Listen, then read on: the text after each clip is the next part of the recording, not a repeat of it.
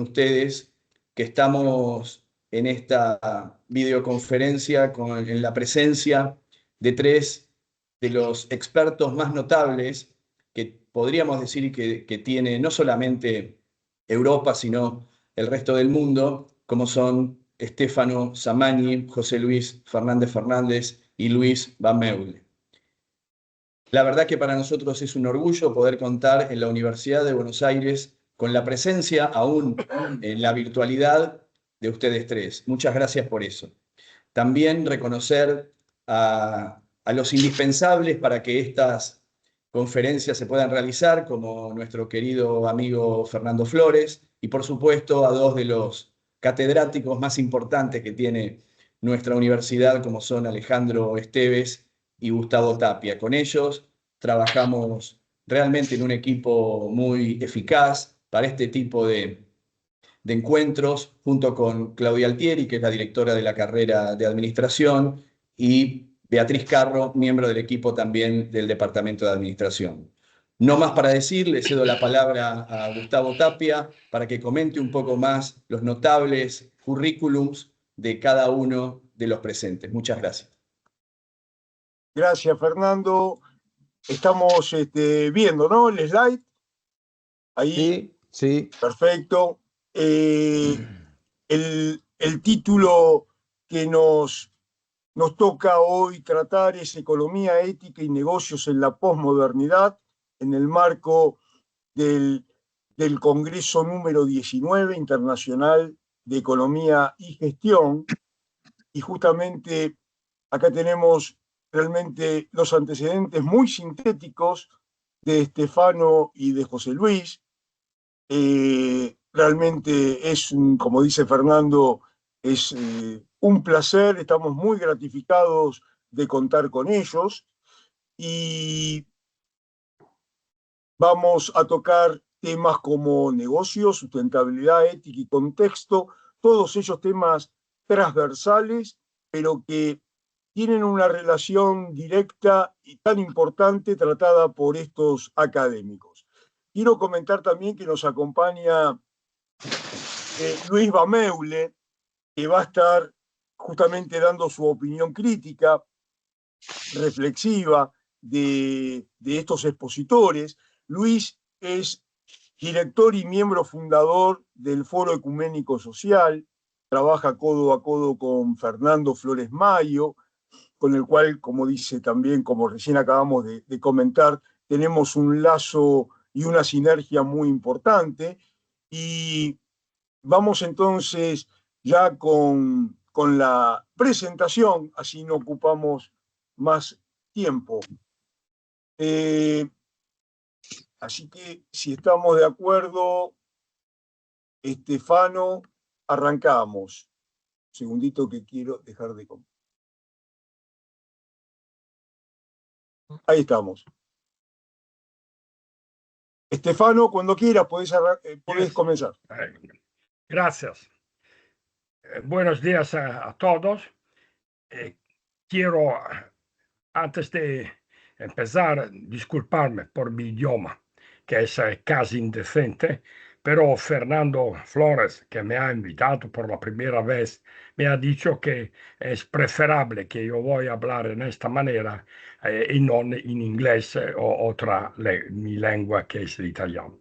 El tema que muchas gracias a la Universidad de Buenos Aires, a la UBA, por este seminario, que el tema es muy aferente y importante en este periodo histórico. Voy a empezar en los minutos que tengo a mi disposición, tres puntos específicos. El primero, ¿cuáles son las novedades más importantes que han consentido la transición hacia la posmodernidad?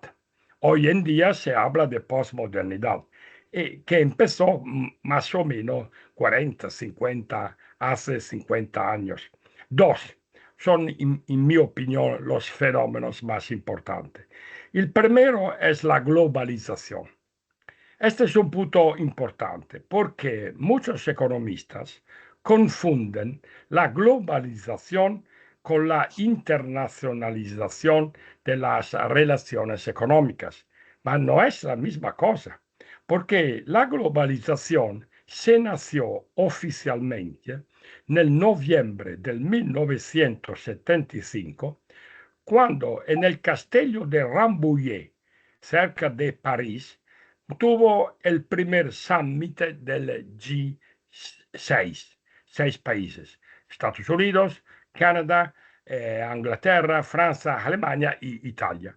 Y los 6 jefes de Estado y de Gobierno tuvieron la decisión de empezar la globalización. La palabra globalización fue coñada en el 1983. Antes no existía. Cada uno puede ir a la biblioteca y ver en la enciclopedia, no hay la palabra. Y fue creada por un economista, periodista americano que se llama Theodore Levitt, que él siempre va a decir: yo he inventado la palabra. ¿Cuál es la diferencia? Que en el periodo que siempre existió de la internacionalización, objeto de transferencia internacionales fueron los outputs. Outputs significa las cosas producidas, los bienes y servicios producidos. La novedad con la globalización es que objeto de transacción es todo, no solo los outputs, sino también los inputs. ¿Y cuáles son los inputs más importantes? Trabajo y capital. Esta es la razón por la cual al principio o a la mitad de los años 80 empezó el fenómeno que hoy en día se llama de financiarización de la economía. ¿Qué significa financiarización? Que hoy en día el complejo de los assets financieros son nueve veces superior al Producto Interno Bruto global. En el año 1980 estuvo en equilibrio. El PIB, el GDP, como se dice en inglés, global, fue más o menos igual a las transacciones financieras. Hoy en día no es así. Este es un. Segundo, la creación de un mercado del trabajo global. El trabajo se puede transferir. Las empresas que están en América transfieren las oficinas en países a donde el precio del trabajo es inferior, etcétera, etcétera. Esta entonces es la primera que nunca existió en el tiempo pasado. Porque siempre decíamos, objeto de transacción son las cosas producidas, no los factores de producción. La segunda novedad es la tercera revolución industrial. La tercera revolución industrial que empezó con la introducción de Internet y hoy en día inteligencia artificial. Y todo el mundo sabe. El punto es que la mayoría de personas no han comprendido todavía que la inteligencia artificial no es simplemente una nueva tecnología, que es una nueva tecnología más imponente, sino también es una nueva visión del mundo. ¿Cómo se llama esta nueva visión del mundo? Se llama transhumanismo. El transhumanismo se nació en California en los años 90 y fue creada una nueva universidad que se llama University of Singularity, que nunca no existía antes. Y la idea es que la inteligencia artificial, como he dicho, es verdaderamente una nueva tecnología muy potente, pero no ese es el punto. El punto es una nueva filosofía de vida que va a poner problemas desde el punto de vista ético muy importantes. Segundo punto, ¿cuáles son las consecuencias que caracterizan la postmodernidad ligada a los dos fenómenos de los cuales he hablado. 3. Primero, la alianza entre el tecnocapitalismo y la democracia autoritaria. Este es un nuevo fenómeno que nunca existió. Democracia autoritaria se llama. Hasta la modernidad, nosotros hablamos de democracia liberal, la democracia liberal democracy en inglés. Ma ahora hay un conjunto entre el tecnocapitalismo, el capitalismo de la high-tech y la democracia autoritaria. Y este va a poner problemas, en particular en este periodo en los Estados Unidos. ¿Por qué? Porque el fenómeno Trump, no Trump mismo, mas los que están atrás de Trump, que son grupos de intelectuales muy importantes. Por ejemplo, Peter Thiel, Anderson, va a considerar el Cato Institute o la Fundación Heritage, en otras. Son centros de elaboración cultural que son terribles. ¿Qué van a proponer? ¿Qué han propuesto? Un nuevo paradigma que se llama post-liberalismo cristiano. El post-liberalismo cristiano. Este es un punto, que es una novedad absoluta, porque siempre en los Estados Unidos estuvo el principio de laicidad. Ahora ellos dicen, el último discurso fue de hace 3 días, que si el liberalismo se faltó, tenemos que considerar el postliberalismo basado sobre principios cristianos. Y la consecuencia es de que tenemos, dicen, que combatir todos los intelectuales de cada tipo que van a contrastar esto. Yo, como sabéis, enseño en una universidad americana que está basada en Bolonia y que se llama Johns Hopkins University. Conozco directamente porque colegas americanos están aquí o van a enviarme informaciones. Es un problema muy... La segunda consecuencia de las 3 es la emergencia de la geopolítica. Esta es una otra novedad. ¿Qué significa la geopolítica? Significa lo siguiente, que se acepta, atención, el multipolarismo, mas no se acepta el multilateralismo. Yo sé que muchas personas confunden, pero no son la misma cosa. Multipolarismo significa reconocer que hay al nivel mundial muchos polos de desarrollo, no solo el occidente, sino también el oriente, como la China, la India, etc. Ma ¿qué es el multilateralismo? Lo que se llama la governance. ¿Y cuál es entonces el problema? Que el mundo occidental, Estados Unidos y también Europa, no aceptan de compartir las reglas de la governance con los países del Global South. Este es un problema muy serio que explica lo que va pasando hoy en día. Por ejemplo, las guerras. Hemos visto el mes pasado en Shanghái la constitución de la que se llama Global Development Initiative. Es una cosa muy importante, porque estos países juntos representan el 55% de la población mundial y tienen un Producto Interno Bruto superior a el de los Estados Unidos. Entonces, estos países dicen, nosotros no aceptamos que vosotros occidentales va a poner las reglas, porque nosotros tenemos un poder real y tenemos que compartir la red. El tercer consecuencia es la emergencia de la geoeconomía, porque no hay solo la geopolítica, sino también la geoeconomía. ¿Qué significa? Significa que hoy en día el principio competitivo de competición es completamente cambiado.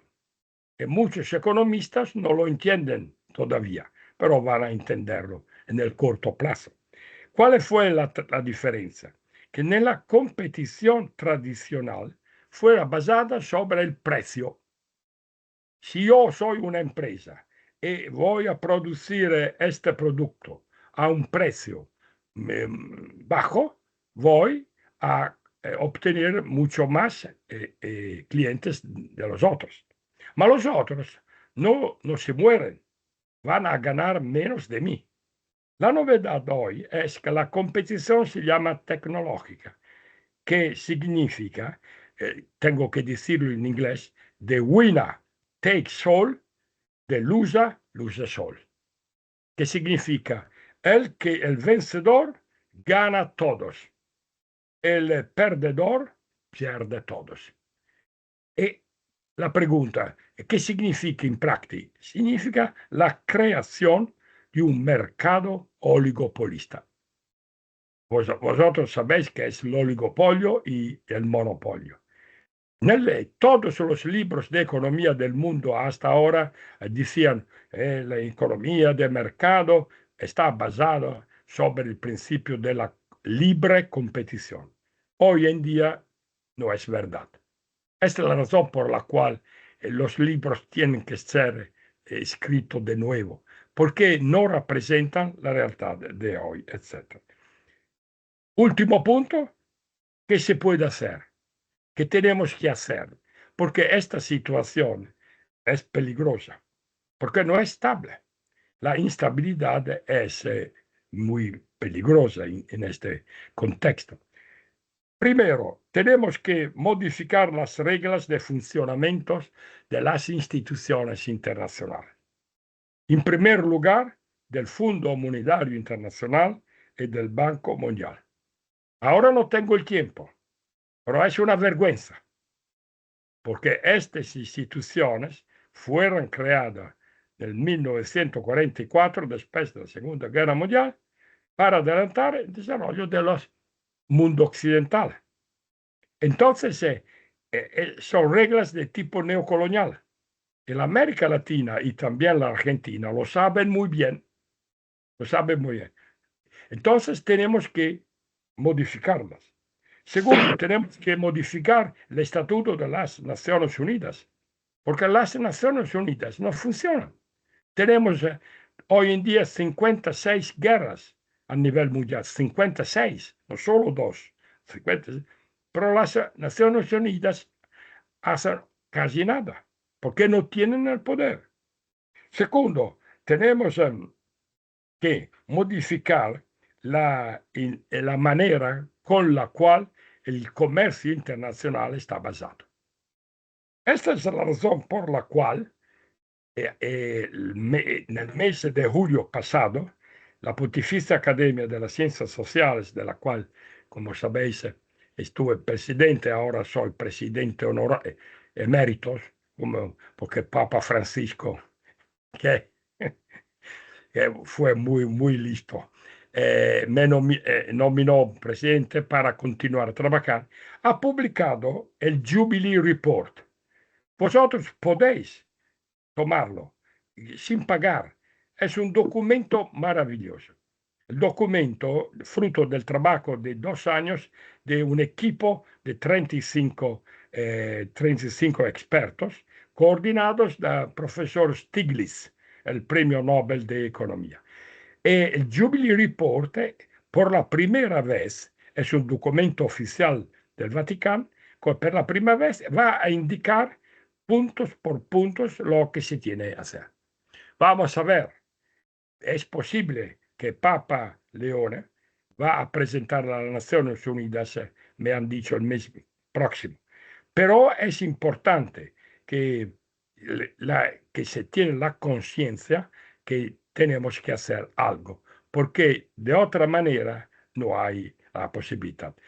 He terminado mi tiempo, escúchame por mi idioma, pero yo tengo la conciencia que algo va a pasar en el corto plazo, porque las personas lo sienten, aunque que no saben qué hacer, pero saben que el pasaje de la modernidad a la transmodernidad, sí, es una de las razones por la cual, como sabéis, este Papa, que es el latinoamericano, y no solo Estados Unidos, como sabéis, va a escribir una nueva encíclica, que será, él piensa de terminarla a la fin del año.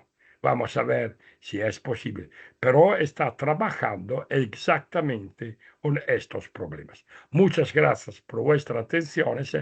Discúlpame una otra vez. Gracias. Muchas gracias, Estefano, por tu presentación, disertación. Se ha escuchado perfectamente y se ha entendido todo el mensaje que has transmitido. Vamos a continuar entonces ahora con José Luis Fernández Fernández. José Luis, cuando quieras. Muy bien, muchísimas gracias a todos y por la gentileza de invitarme a compartir algunas ideas sobre el tema. Ya mi querido amigo y colega y compañero de otras veces, el profesor Samagni, Stefano Samagni, ya ha puesto como decimos aquí, el toro en suerte. Yo también tengo que abundar en ello. Aquí la cuestión de la economía, ética y negocios en la posmodernidad, cada uno de esos aspectos daría para estar hablando largo y tendido. Efectivamente, postmodernidad. Stefano Samagni dijo que efectivamente, cuando empieza, cómo empieza, a qué se refiere y a qué responde. Sí, muy bien. Y señaló un aspecto muy importante, que es el tema del transhumanismo. Vale, bien, de acuerdo. Eso forma parte también del gran cambio, la gran transformación que hemos, pues eso, que estamos, digamos, conociendo. Los que peinamos canas o los que estamos calvos, ya vivimos esto de otras veces. Pero a mí me gustaría coger el agua un poco más atrás, ir a la modernidad. ¿Cuándo empezó la modernidad? ¿Y qué significó la modernidad? Bueno, es imposible cortar con una navaja la historia y decir aquí, tal día como hoy empezó la modernidad. Se terminó la Edad Media y empezó. No, aunque probablemente el padre de la modernidad es uno que pasó a la historia de la filosofía como el que utilizó la metáfora de la navaja, Guillermo de Ockham. Lo que le dijo fue a Luis de Baviera: emperador, tú defiéndeme a mí con la espada y yo te defenderé con la pluma. ¿Y de quién se tenía que defender Guillermo de Ockham, que era un franciscano? Del Papa. ¿De qué Papa? El de Aviñón, que lo había llamado allí para que le dijera, venga usted a capítulo, que aquí dice usted unas cosas que no me cuadran. ¿Y qué decía? Decía que ese lujo, esa riqueza era muy poco evangélico, que había que hacer las cosas de otra manera. ¿Y qué le pasaba a Luis de Baviera con el Papa? Que andaban también a palos. Y entonces, cuando se escapó de Aviñón, el amigo Guillermo de Ockham, junto con otros franciscanos, le dijo a Luis de Baviera: tú defiéndeme con la espada, yo te defiendo con la pluma. ¿Y qué hizo? Muchas cosas. Defender con la pluma, ¿qué?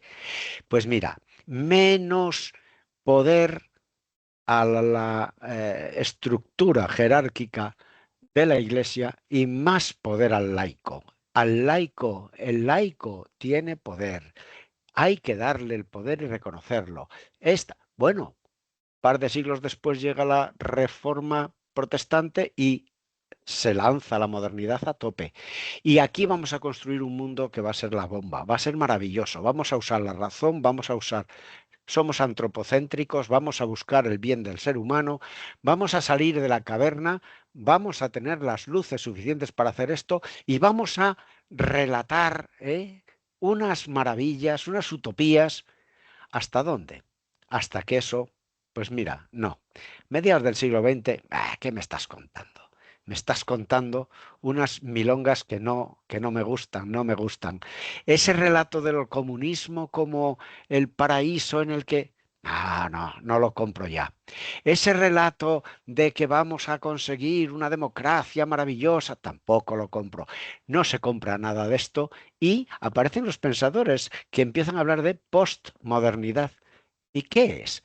Pues por contrario a lo que era la modernidad, la posmodernidad dice, mira, aquí menos estos relatos tan grandes y tan fantasiosos, menos cosas de esas para reconstruir la vida y vamos a romper eso en trozos, vamos a desmontar esos relatos, vamos a fragmentar esas certezas que nos estabais vendiendo como el casi indubitable y no vamos a querer esto, no vamos a querer esto.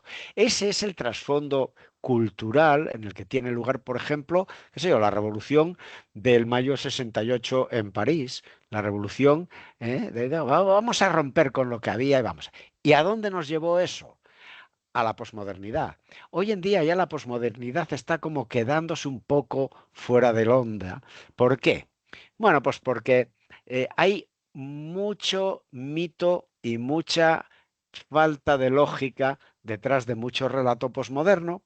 ¿Y por qué? Porque han emergido otros pensadores que han dicho, esto no es buena cosa para la sociedad, ni para la política, ni para la economía, ni para los negocios. Vivimos una sociedad líquida. Esto se nos va de las manos por todos los sitios. Esto no puede ser. Bueno, pues este es el trasfondo desde el que yo me planteo el concepto este de la posmodernidad, la economía y los negocios. Y, insisto, claro, ha cambiado todo. ¿Qué más? Aparte de la globalización que decía Stefano Samagni, por supuesto, estamos en la cuarta revolución industrial, la revolución industrial del dato, de la industria conectada, del Internet de las cosas, de toda la posibilidad que la digitalización está ofreciendo, con todos los retos y todos los impactos que puede tener. Este desarrollo, que es producto humano, esto no nació espontáneamente, esto es un producto humano, pero es una realidad objetiva ya. Hemos producido esto, ahora es una cosa tangible, pero además de ser una cosa tangible, está incidiendo sobre lo humano. Es producto humano y productora de humanidad. Y ahí vamos a tener que repensar la vida de la economía y de los negocios y del trabajo. ¿Dónde quedará el trabajo? El trabajo humano. ¿Qué trabajo? Si ahora podemos subcontratar el trabajo a un algoritmo, a un robot, y esto lo puede hacer mejor, con más precisión, más facilidad y mejor que cualquiera, sea médico, sea profesor, sea lo que quieras, exceptuando los que limpian y barren los suelos, eso todavía hay robots, sí, pero no queda tan limpio como...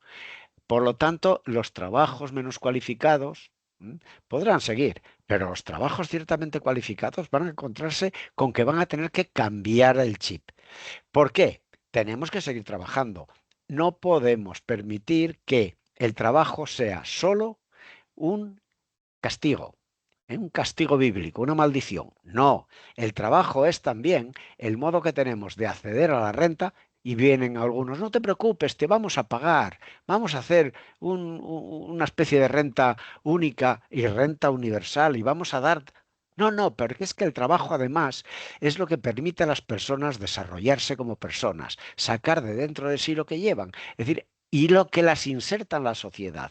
Ahí tenemos un problema antropológico, social, cultural y económico. Por lo tanto, ahí tenemos problemas. Problemas que son retos, no son dramas. Esos son problemas que hay que afrontar. Son asuntos que tenemos que resolver. ¿Y qué es lo que tenemos que resolver? Yo por ir avanzando ya hacia mi cierre de la cuestión. Pues aquí hay muchas cuestiones éticas. Hay muchas cuestiones de tipo moral. que hay que considerar. Hay que poner a la persona en el centro de la jugada, a la persona humana, no al posthumano. Hay que poner a la persona humana en el centro de la jugada. Hay que respetar a la persona como fin y ser digno que es. Hay que poner a la economía al servicio del bien común, de todas las personas y de toda la persona.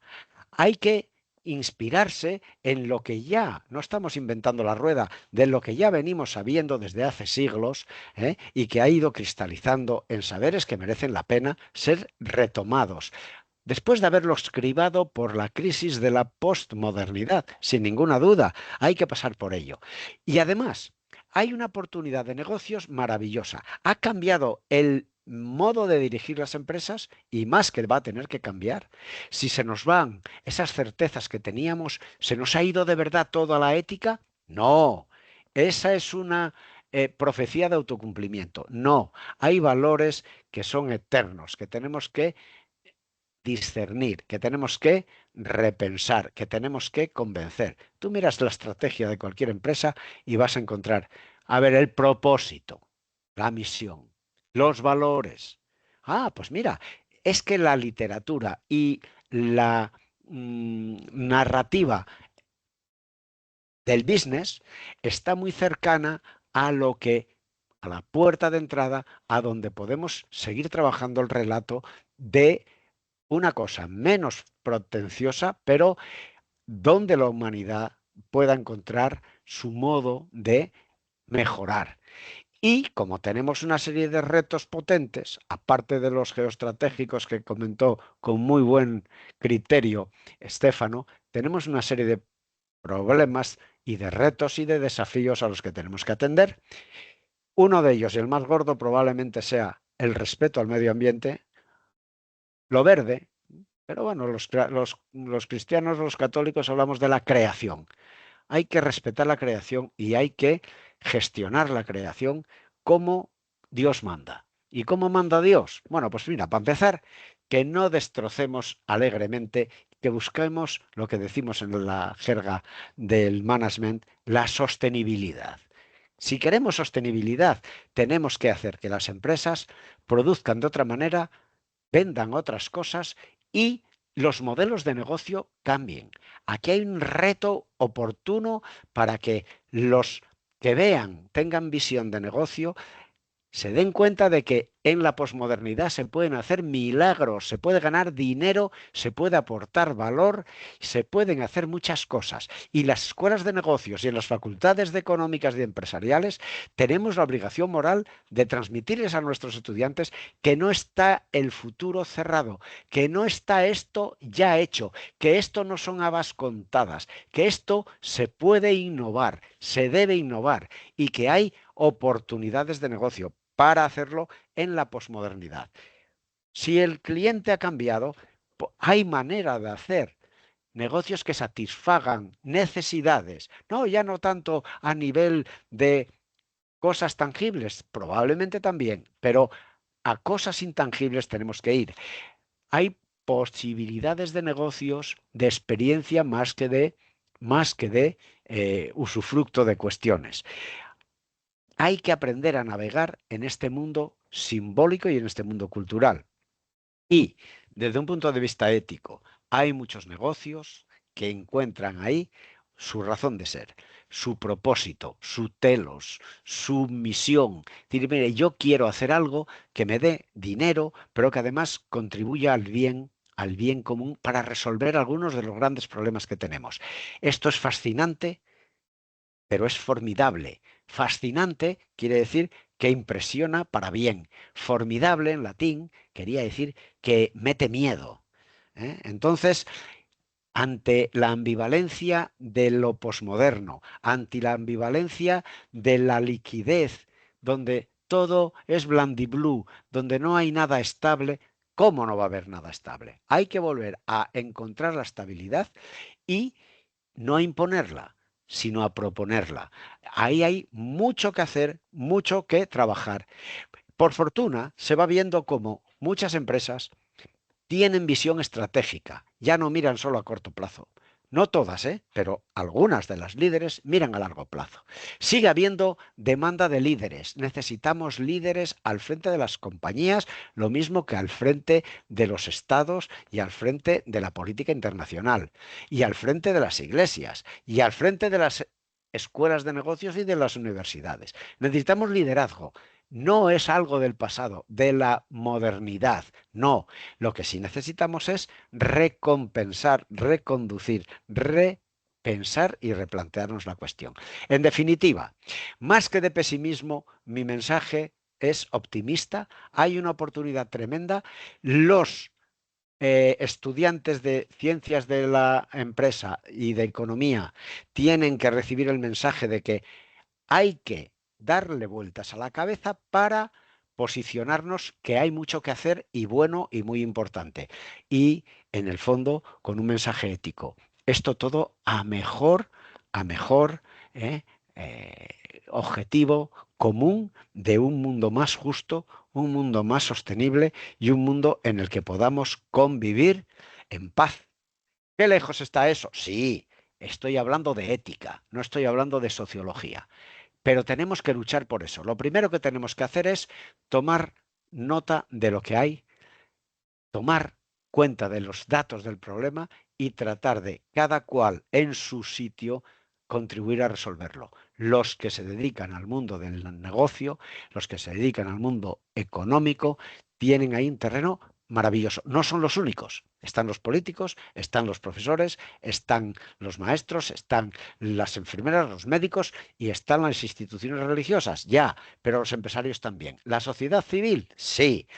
¿Los gobiernos? Sí. Pero el mercado y las empresas también. Y en ese sentido, yo creo que hay mucho que pensar y mucho que hacer. Un seminario como este en el que se abordan estos temas tan amplios, complejos y abstractos es una puerta muy buena abierta ¿a qué? A seguir investigando para descubrir cosas. Esta es una puerta para estimular la investigación, la reflexión y la propuesta práctica de modelos de negocio mirando no solamente al año 2030, sino mirando al año 50 y 70, porque el mundo, si Dios quiere, no se nos acabará tan pronto. Muchísimas gracias por la atención y auguro un gran éxito al Congreso del que esta cuestión forma parte. Muchas gracias. Muchas gracias, José Luis, por tu disertación también. Tu exposición ha sido excelente. Vamos al comentario de Luis sobre el tratamiento de este tema y las exposiciones que recién hemos tenido. Vamos ya con eso. Cómo no. Bueno, muchas gracias por las dos exposiciones, tanto la de Stefano como la de José Luis, bien globales, bien abarcativas acerca de esta visión de posmodernidad. Digamos, mi punto de vista o mis comentarios quisiera que se entiendan como de alguien que no está tan quizás metido en lo que se llama la macroeconomía, sino más bien desde la microeconomía. Yo he sido empresario toda mi vida y todavía lo sigo siendo, no por casualidad, sino por una vocación firme por el hecho de emprender y aceptar lo que implica el hecho de emprender. Entre otras cosas, la necesidad de competir. No creo en las empresas digitadas con, digamos, ligazones extremas con los estados o dependientes de subsidios ni nada de eso, sino que creo en lo que se llama la libre competencia, hasta toda la que sea posible. Pero antes también quisiera hacer un comentario sobre lo global. Somos testigos, la mayoría de los mayores que estamos aquí, de lo que ha sido un mundo aceleradísimo.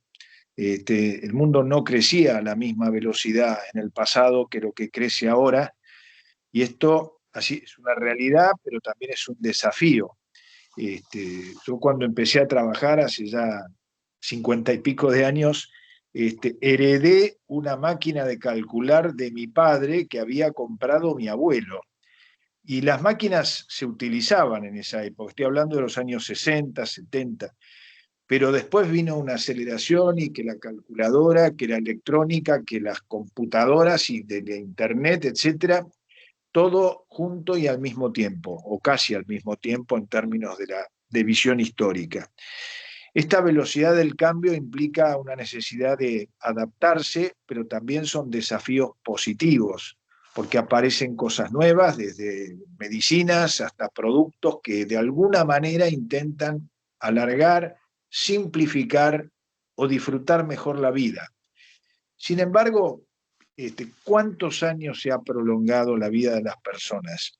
¿10, 15, 20? No mucho más, comparando con el pasado.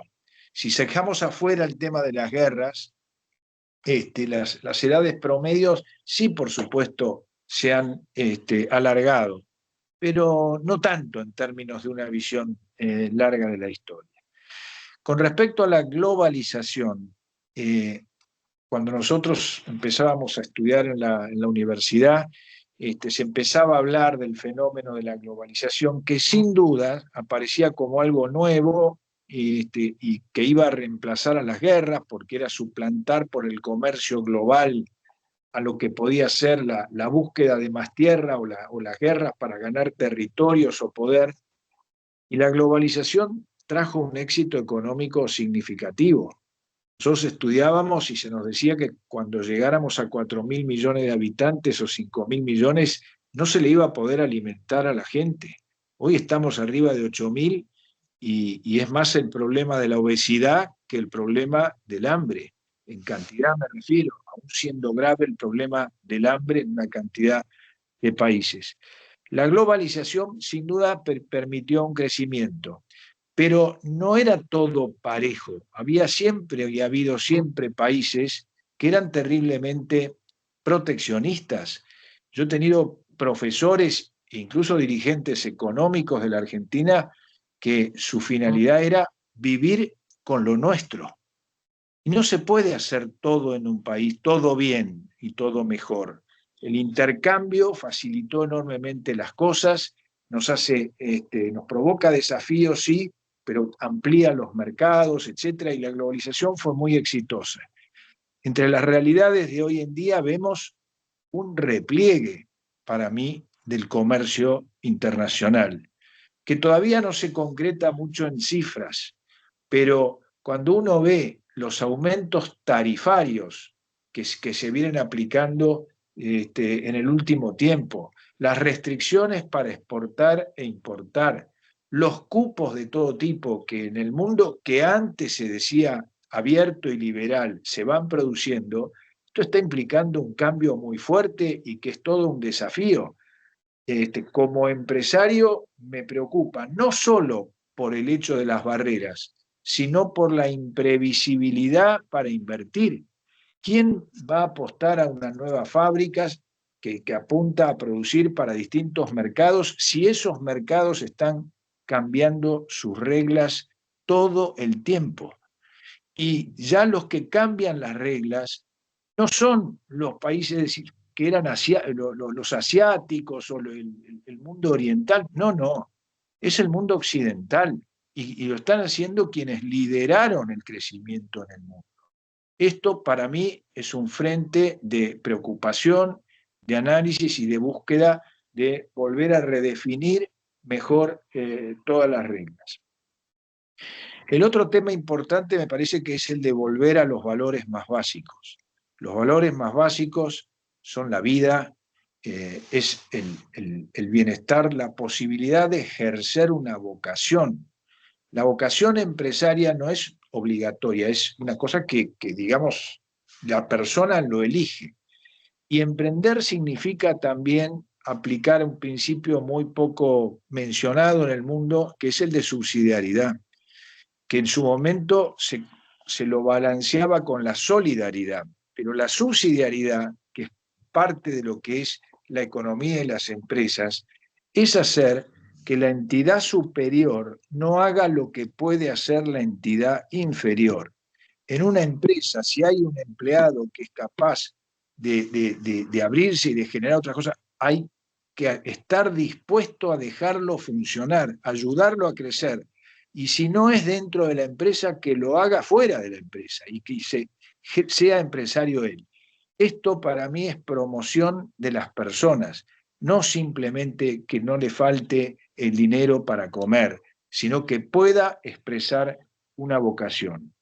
Estudié en la Universidad Católica Argentina, teníamos un profesor importante en esa época que decía, empecemos por ubicarnos, decía, somos hijos de Dios, hermanos de los hombres y señores de las cosas.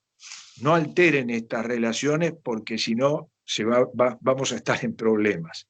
Y creo, y termino estos comentarios con que es imprescindible permanentemente realimentar esta visión global que nos han explicado tanto Stefano como José Luis, pero siempre aplicando esa visión global a la realidad que a cada uno de nosotros nos toca vivir. Muchas gracias. Muchas gracias, Luis. Excelente tus comentarios finales. Bueno, estamos ya finalizando esta cuestión. Me gustaría tener unos últimos comentarios de Fernando Flores y de Alejandro. Así vamos dando la continuidad, el seguimiento y al mismo tiempo el cierre. Adelante, Fernando. Bueno, muchas gracias. ¿Se escucha bien? Sí, claro. Bueno, muchas gracias. Me parecieron muy interesantes. Stefano, que nos ha venido acompañando desde hace mucho tiempo con el Foro Ecuménico Social y antes del Foro Ecuménico Social. En la década del 90, cuando hacíamos los encuentros en la Casa de Encuentros de San Isidro, y ahí él hablaba de economía del bien común, algo que no se quería aceptar entre los economistas, pero que él lo llevaba adelante. Y después con el Foro Ecuménico Social, que a partir de la crisis del 2001-2002, pretendimos hacer un foro de diálogo, de encuentro, de diálogo, que es lo que está faltando en estas democracias autoritarias, como las ha definido Stefano, y que creo que eso es lo que hay que apuntar, ¿no? Al tema de, sí, a lo que se ha señalado de los valores, ¿no? En el foro hablábamos de Back to Basics, recordando lo que proponía un primer ministro inglés, ¿no? De manera que, bueno, para mí el gran interrogante que se presenta, tanto en la Argentina como en el mundo, es cómo se va a poder canalizar nuevamente una forma de diálogo que vaya más allá de estos liderazgos autoritarios que sobre todo estamos viendo no en Oriente, sino en Occidente. Así que dejo esta pregunta planteada a nuestros distinguidos expositores. Muchas gracias. Muchas gracias, Fernando. Alejandro.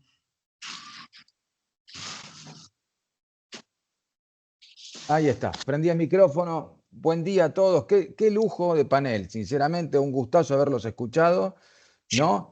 Y en este panel yo veo que nos convocan a las grandes cosas, eso es muy bueno. Ahora, a mí me gusta siempre ponerme en la perspectiva del hombre del cotidiano, el ciudadano de a pie, ¿no? El hombre que nos escucha, hombre, mujer, que nos escucha y dice, esta es la pregunta que le dejo a los dos expositores, inclusive a Luis Bameule, ¿no? ¿Cómo puedo aportar mi granito de arena en colaborar con ese escenario que ustedes me dicen, ¿no?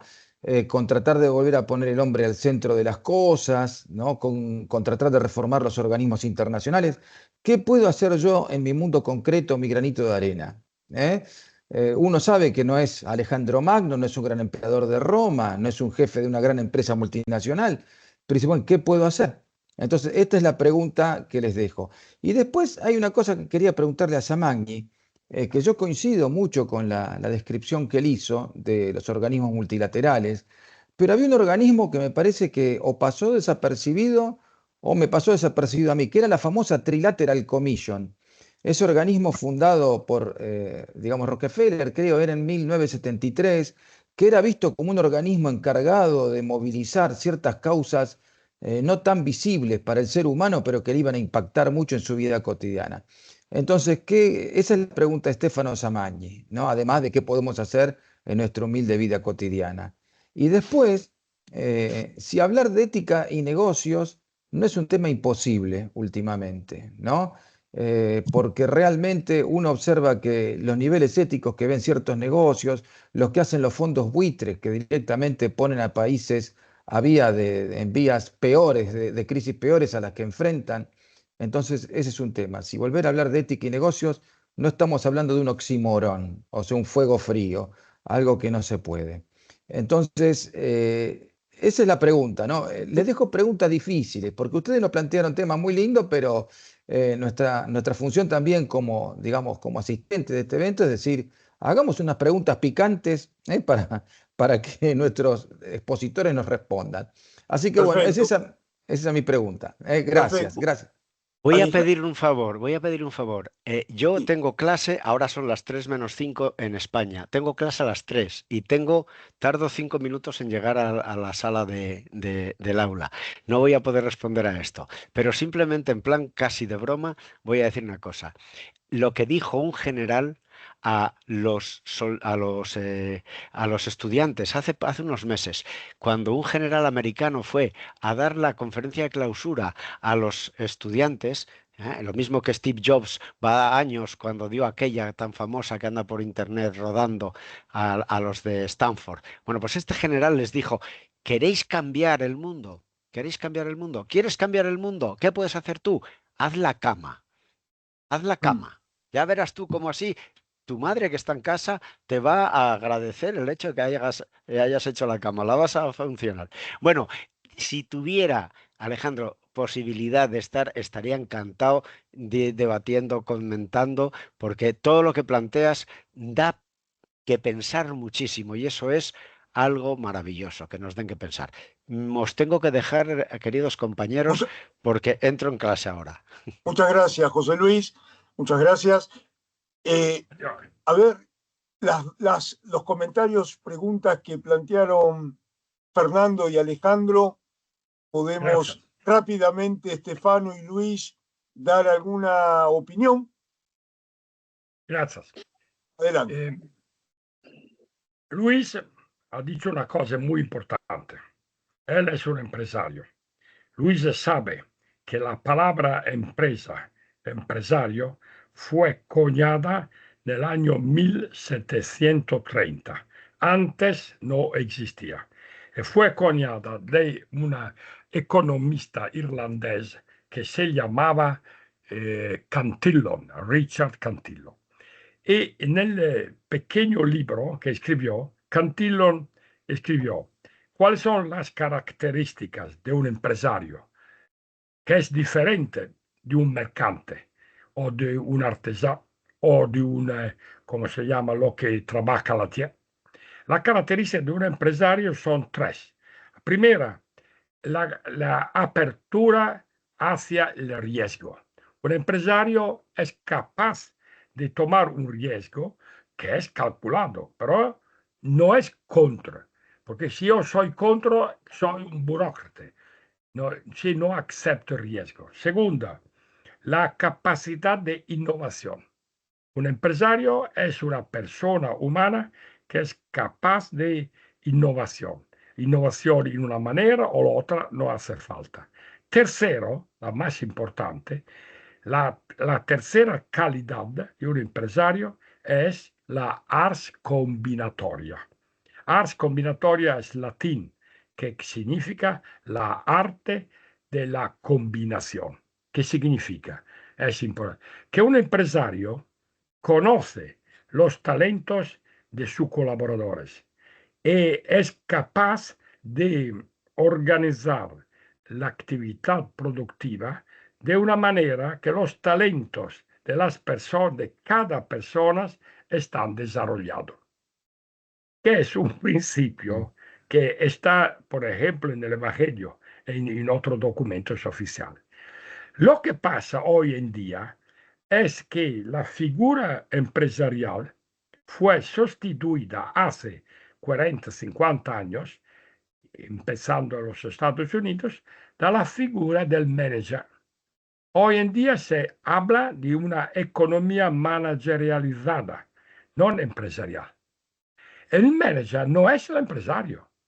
El manager es importante. Es una persona que sabe cómo resolver problemas y cómo hacer como se dice, la combinación optimal de los factores. Pero no es la misma cosa del empresario. Entonces, tenemos hoy en día que adelantar la figura del empresario. Este enfoque fue comprendido en algunas universidades de los Estados Unidos y también en Europa. Yo pienso que la misma cosa tiene que ser hecha en América Latina, porque tenemos cursos de business schools. ¿Sabéis qué es la business schools? Que son muy buenos, es ok, pero no tenemos schools, entrepreneurial schools, que significa cursos dedicados a los empresarios, porque no son la misma figura. Esta es una novedad que va a empezar. Mi idea, la América Latina es un país a donde las capacidades empresariales son muy presentes, pero están, como se dice, no se pueden desarrollar. Al comentario a Alejandro, tú has dicho una cosa muy importante. Se habló en este convenio, seminario de ética, pero tenemos que considerar que hoy en día no es bastante hablar de ética. Tenemos que precisar cuál enfoque ético hacer, porque hay tres, son las matrices éticas a nivel mundial, tres. La más utilizada es la ética utilitarista. El utilitarismo se nació en Inglaterra, se desarrolló en los Estados Unidos y en todo el mundo. Y más o menos sabéis qué es el utilitarismo. Segundo, hay la ética deontológica, el deontologismo, que está asociado a la figura del grande filósofo alemán Kant. El deontologismo, que significa, deon es una palabra griega, que significa el deber. Tú tienes que hacer cosas por deber, respetar las reglas, respetar la ley. Pero sabemos que no funciona. En efecto, aunque en Alemania hoy en día, no sé. La tercera matriz de ética, la más vieja, porque se nació en Atenas, en Grecia, con Aristóteles, es la ética de las virtudes, que es la matriz ética que fue desarrollada por San Tomás de Aquinas y muchos otros. Es por ejemplo, la ética que es al fundamento de la doctrina social de la Iglesia. ¿Qué significa la ética de la virtud? Y hoy en día la ética de la virtud se está desarrollando muchísimo. La idea básica es que tenemos que desarrollar las virtudes de las personas, porque cada persona tiene virtudes, pero nosotros siempre hablamos de las cosas malas, que tú eres un ladrón, tú eres, que es verdad. Pero ¿por qué no hablamos de los aspectos positivos que hay? Por ejemplo, los voluntarios, lo que hacen voluntariamente ayuda a los otros. Vamos a considerar lo que pasa, por ejemplo, con personas que se dedican en los hospitales, etc. La ética de la virtud dice que si queremos un mundo mejor, tenemos que desarrollar la virtud, porque cada persona tiene virtudes. La diferencia es que las virtudes son como la semilla que está bajo en la tierra. Si tú no vas como se dice, dar agua, la semilla no produce el árbol.